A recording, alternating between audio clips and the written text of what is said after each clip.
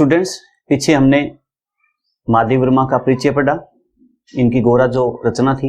अब हम गोरा रचना के बारे में विस्तार पूर्वक अध्ययन करेंगे। देखिए गोरा क्या है, गोरा माधवी वर्मा का एक संस्मरणात्मक क्या है, संस्मरणात्मक रेखा चित्र है। गोरा क्या है, संस्मरणात्मक रेखा चित्र है, संस्मरणात्मक रेखा चित्र।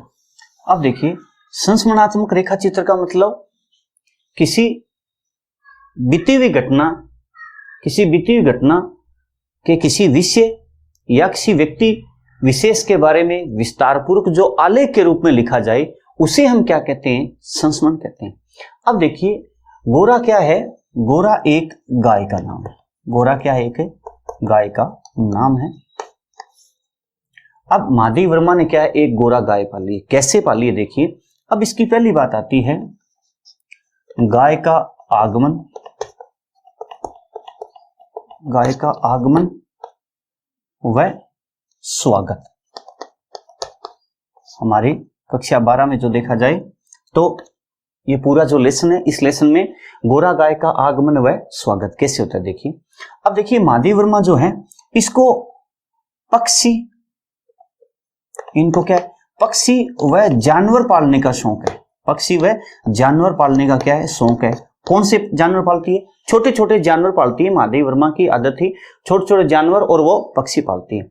अब क्या है, माधवी वर्मा की एक बहन है श्यामा। क्या है, माधवी वर्मा की श्यामा बहन है।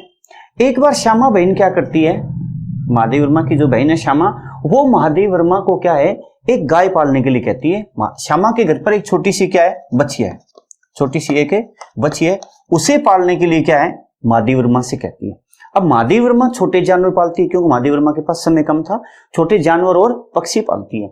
अब क्या है, श्यामा के कहने से क्या है और उसका रूप देखकर, बच्चिया का रूप देखकर और श्यामा के उसकी उपयोगिता के बारे में बताने के कारण माधवी वर्मा क्या है, वो छोटी जो बच्ची है उस बच्चिया को पालने के बारे में अपने विचार अपने मन में लेके आती है। उसके बाद क्या करती है, उस जो बच्ची है उसको क्या करती है, वो घर पर ले आती है, अपने घर पर लेकर आ जाती है। अब क्या है, इसका मतलब घर में गाय का क्या हो गया, आगमन हुआ, गाय का आगमन हुआ। उस आगमन के कारण क्या है, जैसे ही वो गाय घर पे आती है तो उस गाय का बहुत ही एक बड़े तरीके से एक स्वागत किया जाता है। उस स्वागत में क्या है, जैसे सबसे पहले क्या है, गोरा जो गाय है उस गाय के लिए क्या है, एक गुलाबों की उसके गले में माला डाली जाती है। उसके बाद क्या है, उसके घी का चौमुखा दीपक जलाया जाता है। माला डाल दी और दीपक जला दिया गया, ठीक है। अब दीपक जलाने से उसके सामने और उसके दीपक जलाकर उसके क्या किएगी, आरती उतारेगी। इसका मतलब माधवी वर्मा घर पे गाय लेके आती है, उसको सबसे पहले क्या है, उसके माला डाली जाती है। माला डालने के बाद उसके सामने घी के चौमुखा दीपक लेकर उसकी आरती उतारी जाती है और उसके बाद क्या है, उसका तिलक किया जाता है। केसर और रोली से क्या इसका तिलक कर दिया, केसर का उसके क्या किया गया, तिलक किया। अब माधवी वर्मा कहती है कि उस आरती करने से पता नहीं उस गाय में क्या प्रभाव आया कि वो बहुत ही ज्यादा क्या है, उससे वो हमारे साथ अपनेपन के रूप में लगाव में जुड़ती जा रही है। उसके कारण वो बड़ी गाय भी प्रभावित हुई और घर के सदस्य भी प्रभावित हुए। अब जैसे ही गाय घर पर आती है तो घर के सारे जो लोग हैं उनमें क्या एक खुशी का वातावरण हो जाता है। क्या आता है, खुशी का एक वातावरण आता है, ठीक है। ये क्या हुआ, गाय का स्वागत हुआ। अब देखिए ये तो था गाय का आगमन और उसका स्वागत। अब बात आती है गाय का नामकरण, गाय का नामकरण व रूप सौंदर्य। मुख्य रूप से जो हमारा प्रश्न जो बनता है वो यहीं से बनता है, नामकरण का छोटा सा प्रश्न। अब देखिए नामकरण का मतलब कि वो जो गाय है उस गाय का जो क्या है, रंग क्या है, गोरा है। अब गोरा रंग होने के कारण क्या है, वो सफेद रंग की थी, गोरा रंग होने के कारण उसका नाम रखा गया गौरांगिनी। उसका नाम क्या रखा गया, गौरांगिनी, गौरांगिनी या गोरा, ये उसके दो नाम रखा गया। ये तो था इसका नामकरण उसके रूप और रंग के आधार पर। अब बात आती है बड़ा जो मुख्य जो प्रश्न है वो है इसके अंदर बनता है रूप सौंदर्य का। अब देखिए रूप की सुंदरता के कारण ही श्यामा के कहने से माधवी वर्मा अपने घर में एक छोटी बच्चिया लेके आती है। अब मुख्य रूप से जो उसकी सुंदरता है वो रूप की सुंदरता है। अब रूप की सुंदरता में क्या है, उस गाय के पैर, उसके सींग, उसका मुख, ठीक है, और उसकी गर्दन, ठीक है, ये मुख्य उसकी जो है बातें उसकी विशेष रूप से सुंदरता की, ठीक है। अब अगली बात आती है उसके कान। अब देखिए उसके पैर क्या है, बहुत ही पुष्ट माने होता है मजबूत व लचीले। देखिए ये कहा गया है कि उसके पुष्ट व लचीले क्या है, पैर है। सींग क्या है उसके, छोटे छोटे, वो जो छोटी बच्चियां लेके उसके छोटे छोटे क्या है, सींग है, ठीक है। मुख जो क्या है उसका चौड़ा और सुंदर सांचे में डला हुआ क्या उसका मुख है। गर्दन उसकी क्या है, लंबी सुडोल, लंबी सुडोल क्या है उसकी गर्दन है, सुडोल का मतलब सुंदर है। उसके बाद इसकी बात आती है पूंछ की भी, पूंछ भी क्या है उसकी लंबी है, सघन घनी चामर काले रंग की। उसके बाद आता है कान, कान उसके क्या है, छोटे छोटे कान है जी, छोटे छोटे क्या है उसके कान है। कैसे, अधखिली गुलाब की पंखुड़ियों के समान, अधखिली गुलाब की पंखुड़ियों के समान। आप देखिए इस प्रकार से महादेवी वर्मा जब उसकी सुंदरता का वर्णन करती है तो ये किस में आता है, एक प्रकार से रेखा चित्र में आता है। मुख्य विधा तो क्या है इसकी, संस्मरण ही है, इसकी मुख्य विधा क्या है, संस्मरण है। लेकिन इसका जो वर्णन किया गया है वो किसमें, रेखा चित्र के रूप में, किसमें, रेखा चित्र के रूप में, यानी शब्दों का ऐसा जाल बनाया जाए कि हम कल्पना में क्या है उसका बिंब या दृश्य की क्या करें, हम कल्पना करें और सोचे कि हाँ ऐसा ऐसा हुआ होगा। तो ये उसकी क्या है, एक तो रूप की सुंदरता की बात आती है। दूसरी जो बात आती है सौंदर्य में मुख्य रूप से जो है उसकी आंखों की सुंदरता है। अगली जो बड़ी बात आती है आंखों की सुंदरता, और उसकी बात आती है चाल के लिए। ये जो दो मुख्य इसकी बातें और आती है, चाल और उसकी आंखों की सुंदरता। और आंखों की सुंदरता से ही हमारे सामने एक बहुत अच्छा प्रश्न आता है। तो ये था उसका सौंदर्य, कौन सा था, बाहरी सौंदर्य था। अब यहां से हमारे सामने जो प्रश्न बनता है वो बनता है आंतरिक व बाहरी सौंदर्य का। गोरा गाय के क्या है, आंतरिक व बाहरी सौंदर्य का क्या बनता है, हमारे सामने प्रश्न बनता है। अब बात आती है आंखों की सुंदरता की। अब आंखें क्या है उसकी सुंदर, जो उसका क्या है, गाय का मुख क्या है, सुंदर है, ठीक है। सुंदर मुख पर क्या है, दो आंखें, सुंदर मुख पर क्या है, दो आंखें जो है वो नीले जलकुंडों के समान, नीले जलकुंडों के समान क्या है, जलकुंडों के समान उसकी क्या है आंखें। ये है उसकी सबसे एक बड़ी विशेषता की बात। अब क्या है उसके आंखों में क्या है, आश्चर्य या यूं कह दो कि विस्मय का भाव नहीं है। उसके आंखों में आश्चर्य या विस्मय का भाव नहीं है। तो किसका भाव है, आंखों में क्या है, उसके विश्वास का भाव है। आंखों में क्या है, उसके विश्वास का भाव है। और उसकी बात आंखें देखा जाए तो हिरण की जो आंखें होती है, हिरण की आंखों, हिरण की आंखों का सा विस्मय नहीं है, हिरण की आंखों का सा उसमें क्या है, विस्मय नहीं है। ये थी उसकी आंखों की बात। और उसकी आंखें के देखकर क्या है, एक आत्मीयता या शॉर्ट में यूं कह दो कि अपनेपन का, अपनेपन का भाव क्या है उसकी आंखों को देखकर क्या है उत्पन्न होता है। और उनकी आंखों को देखकर ही गांधी जी ने भी एक कथन कहा था। क्या कहा था, गांधी जी का कथन आता है, क्या कथन आता है देखिए, एक अच्छी बात है, इनकी आंखों को देखकर ही महात्मा गांधी ने कहा था कि गाय जो है वो करुणा की कविता है। गाय क्या है, करुणा की कविता है। अब देखिए करुणा की कविता कैसे कहा है, उनकी आंखों को देखकर ही कहा है। अब जो मुख्य बात यहां से एक प्रश्न बनता है वो यही है कि गांधी ने कहा, गांधी ने कहा गाय करुणा की, गाय करुणा की कविता है। ये हमारे सामने क्या है, एक प्रश्न बनता है। ये जो घटना है वो है 1921 की, 1921 की यंग इंडिया क्या है इनका एक समाचार पत्र था। उस समाचार पत्र में ही उन्होंने क्या था कि गाय करुणा की क्या है कविता है, ये कहा था। उसमें साथ में ये भी कहा था गाय नहीं बचेगी तो मनुष्य, गाय नहीं बचेगी तो मनुष्य नहीं बचेगा, ये भी उन्होंने कहा था, ये इसी से नहीं बचेगा। ये थी गाय की आंखों के भाव के कारण। अब बात ये थी, गाय को करुणा की कविता क्यों कहा जी? गाय को करुणा की कविता क्यों कहा? अब देखिए, सबसे पहली बात यहां से आती है कविता। कविता और उसके साथ कौन सी समानता दिखा दी? गाय की। भी गाय और कविता में समानता कैसे हुई? कि कविता पढ़ने से क्या है, हम प्रभावित होते हैं, हम भावनाओं में बह जाते हैं, ठीक है। कविता में जैसे भाव होते हैं उन्हीं भावों के रूप में हम क्या होते हैं, उससे प्रभावित होते हैं। उसी प्रकार कहते हैं कि गाय की जो आंखें देखकर, गाय की क्या आंखें देखकर, गाय के मन में जो भाव है उसकी आंखों में जो प्रकट हो रहे, वैसे ही भाव सामने वाले व्यक्ति के मन में क्या होते हैं, उत्पन्न होते हैं। इसीलिए क्या है, गाय जो है वो करुणा की कविता है। करुणा का अर्थ होता है दया भाव, कि गाय की आंखें देखकर मन में क्या है, हर किसी व्यक्ति के मन में दया का भावना उत्पन्न होता है। जैसे कविता पढ़ने से हम प्रभावित होते हैं, उसी प्रकार गाय की आंखों से भी व्यक्ति क्या होता है, प्रभावित होता है। तो यहां तक था हमारा पहला, और ये था दूसरा भाग हमारे इस गोरा गाय का।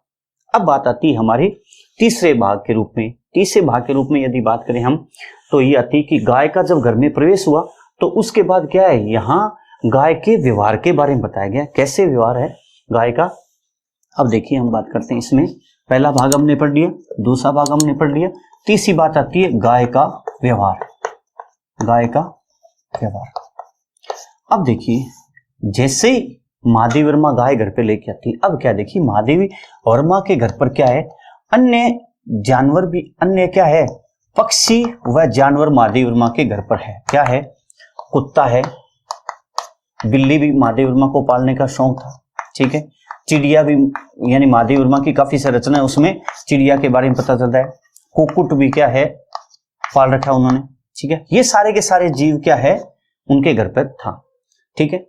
अब क्या है, ये जानवर क्या है, जब गाय घर पे आई, गाय का व्यवहार ऐसा था, जो छोटी साल भर की जो बच्चियां थी, इनका क्या है, ये जो जीव है उस गाय के क्या है, कान पर बैठना, कान पर बैठ रहे हैं, ठीक है, सींग पर बैठ रहे हैं उसके, ठीक है, और पैरों में भी वो जानवर खेल रहे हैं, पैरों में भी क्या जानवर खेल रहे हैं। लेकिन गाय क्या है, गाय का किसी प्रकार से उन जीवों के मन में क्या डर नहीं है, क्योंकि गाय में एक उनको अपनेपन का भाव लग रहा है। यहां से कह सकते हैं कि ये गाय भी क्या एक मानव के समान, एक मानवीय प्राणी के रूप में प्रभावित करने वाली थी।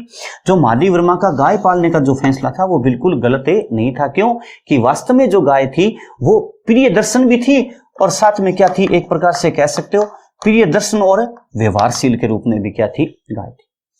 अब देखिए बात आती है यहां से चौथी बात, बछड़े का जन्म।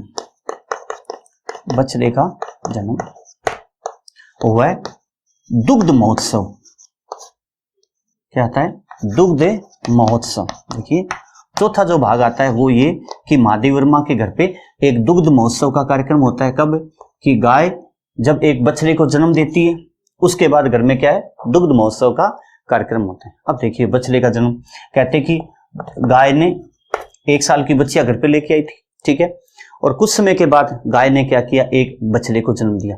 अब बछड़ा जो था, गाय का जो बछड़ा था, यहां से एक छोटा सा प्रश्न बनता है, बछड़ा जो था वो गेरू रंग का था। गेरू रंग क्या होता है, लाल रंग होता है। गेरू रंग किसमें आता है, लाल रंग में। इस लाल रंग के आधार पर ही जो बछड़ा जो था उसका नाम क्या रखा गया था, लाल मणि रखा गया था। क्या रखा गया, लाल मणि। अब गाय किस रंग की है, सफेद रंग की है।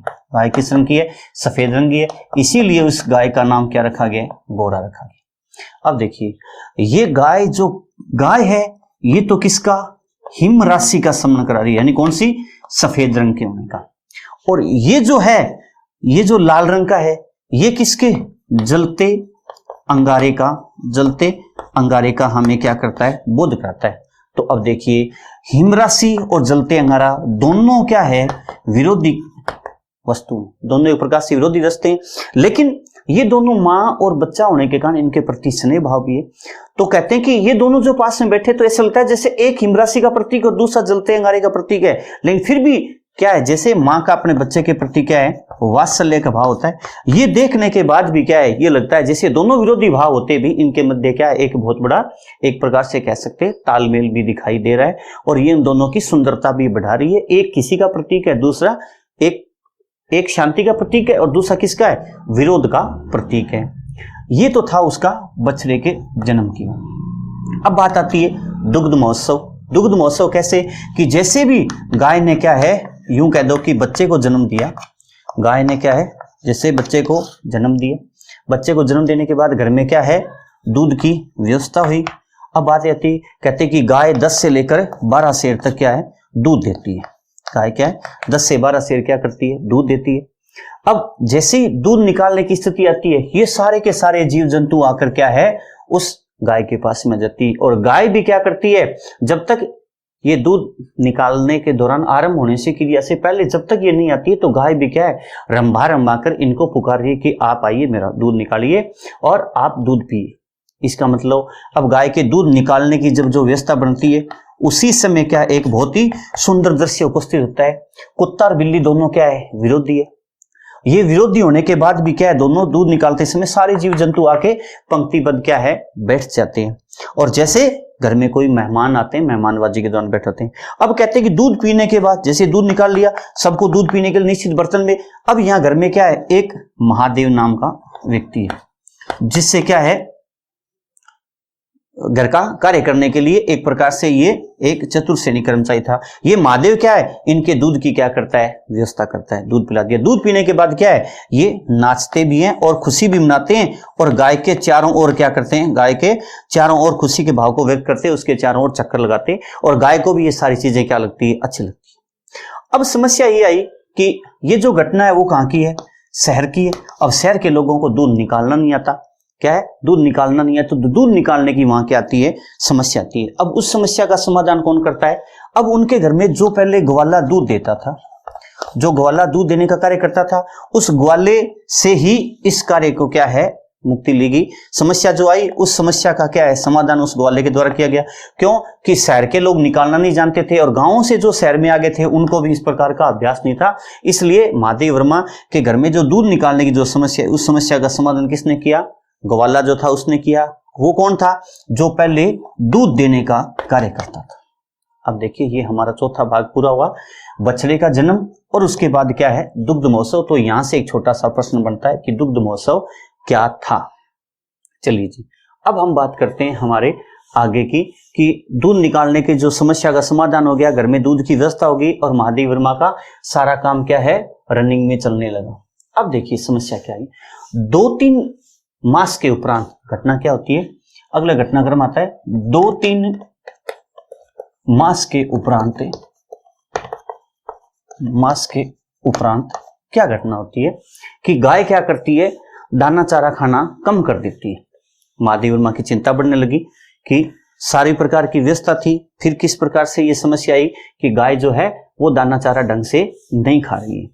अब देखिए, जैसे ही गाय ने दाना चारा खाना कम किया, उस वैसे ही क्या किया, महादेव वर्मा ने क्या, उनके डॉक्टरों के लिए निश्चित व्यवस्था की, लेकिन उससे किसी प्रकार का समाधान नहीं। 2-3 मास के उपरांत क्या करता है, गाय दाना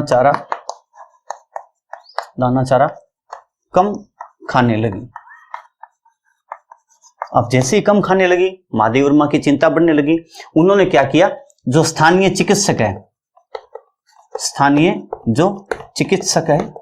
चिकित्सकों से क्या कीगी, उसकी व्यवस्था कीगी। उन्होंने अपना क्या किया, निरीक्षण किया और परीक्षण करके, और उसका क्या है, उपचार का उन्होंने प्रयास किया, लेकिन उसमें किसी प्रकार की संभावना नहीं हुई, और उत्तरोत्तर गाय धीरे धीरे कमजोर होने लगी। अब समस्या बढ़ने लगी कि जो रोग है, उस रोग का किसी प्रकार से निदान नहीं हो पा रहा है, तो महादेव वर्मा की भी चिंता बढ़ गई।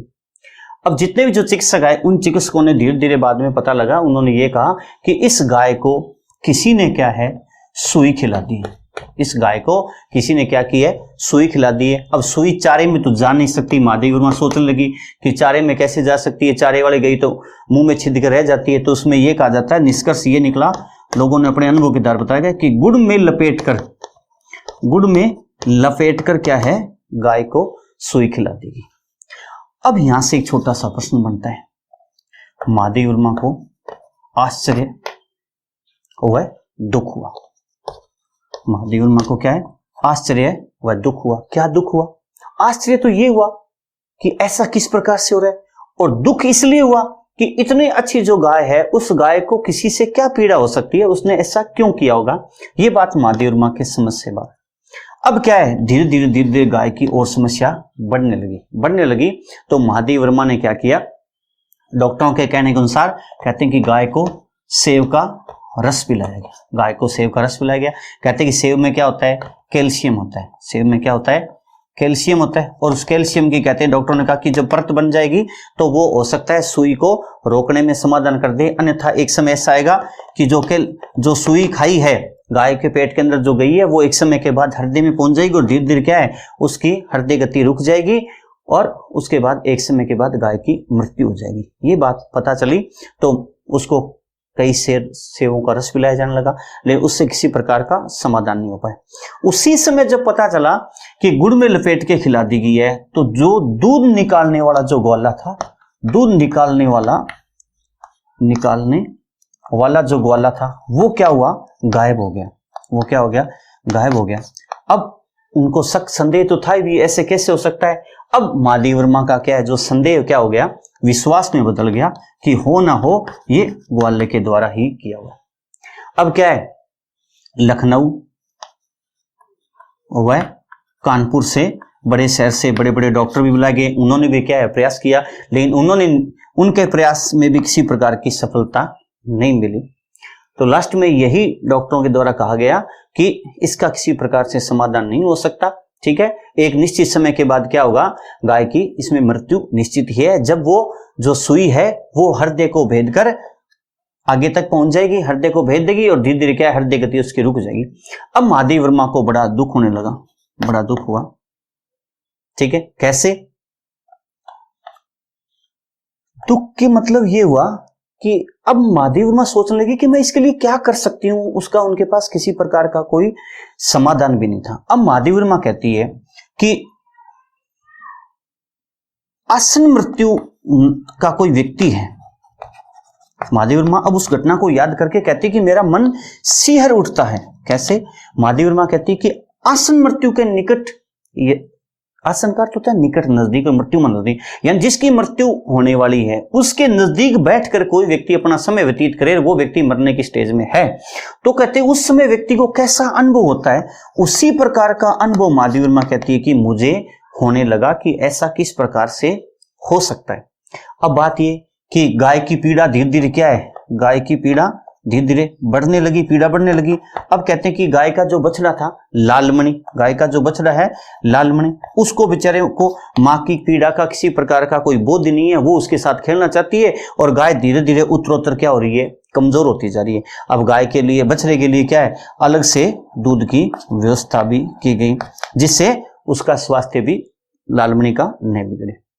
अब महादेव वर्मा कहती है कि हमने सारे प्रयास कर लिए, किसी प्रकार से समाधान नहीं। तो महादेव वर्मा कहते हैं कि मेरे मन में यही था, महादेव वर्मा के मन में यही विचार आया कि अब गाय का अंत समय निकट है और मैं चाहती हूं कि ज्यादा से ज्यादा समय क्या करूं, उसके पास क्या करूं, मैं व्यतीत करूं। तो महादेव वर्मा कहती है मैं जैसे उसके पास जाती तो वो सहलाने के लिए अपना मुंह पास में कर देती और मैं उसके प्रति अपनत्व भाव के माध्यम से उसकी दुख पीड़ा को कम करने का प्रयास करती।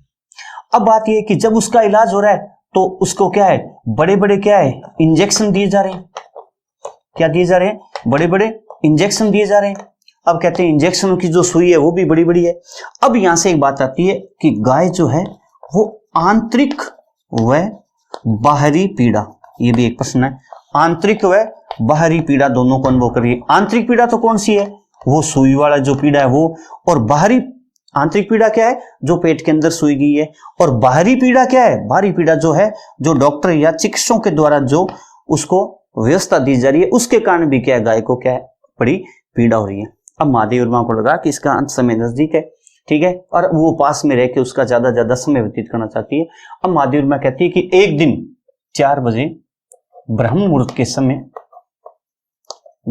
के समय कहते कि मैं गाय के पास गई और हमेशा की भांति उसने क्या किया, अपनी गर्दन जो है मेरे हाथ के ऊपर रखी, ठीक है, तो मैं भी उसको सहला रही थी। तो कहते वो गर्दन धीरे धीरे जो क्या थी वो सरक कर नीचे जा रही थी और एकदम मुझे लगा कि जैसे उसकी गर्दन पत्थर के समान क्या है, भारी होगी। तब महादेव वर्मा ने अनुभव किया कि हो सकता है अब उस सुई ने उसके हृदय को भेद दिया और उसकी हृदय गति क्या है, रुक गई, उसके कारण गाय की क्या होगी, मृत्यु। अब देखिए यहां से बात ये आती है कि गाय की मृत्यु जो है वो एक बहुत ही बड़ी करुणाजनक दृश्य है। कैसे? सबके सामने क्या है, ये घटना उपस्थित होने के कारण सबके मन में क्या है, बड़ा दुख का भाव उत्पन्न होता है। महादेव में कहते हैं गाय को जब ले जाते समय, जब उसकी मृत्यु होगी, ले जाते समय उसका जो बछड़ा था वो तो उसके साथ खेल रहा था, उसको बेचारे को बोध ही नहीं है किसी प्रकार का। कहते हैं कि उसके जितने भी परिचित लोग थे, जितने भी परिचित थे, उनके मन में, सबके मन में क्या है, दुख हुआ। और दुख का क्या कहते हैं कि अपार सागर उमड़ पड़ा। ये बात यहां पूर्ण होती। अब यहां से कथन आता है, महादेव वर्मा कहते हैं कि इस घटना को देखकर मन में यही भाव उत्पन्न होता है, आह मेरा गोपालक देश, गोपालक देश, आह मेरा गोपालक देश।